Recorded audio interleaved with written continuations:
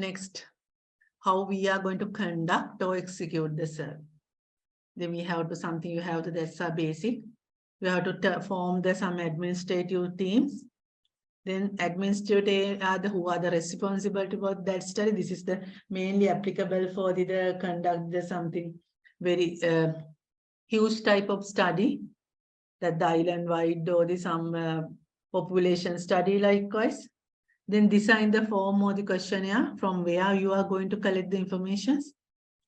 And the administration team cannot go to the field and collect the information. In that time, we are train the field investigators.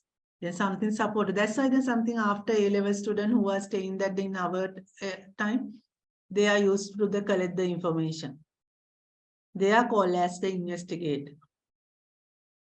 And even though those are the peoples don't have any idea, they go to the by house or dice house or agent by agents and they collect the information.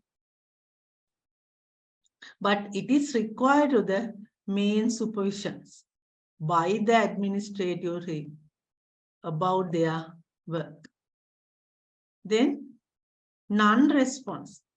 Even though that the field workers go to the field and they collect the work responses, but some are not willing to give the information.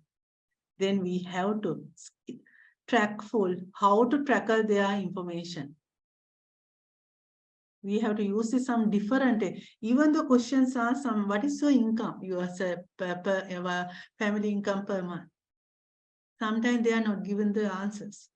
Then sometimes you can be asked the environment questions, which are related to the income, and then get some rough idea about the family income, likewise. Then after that, you have to process, analyze and preparing report that will done by the administrator.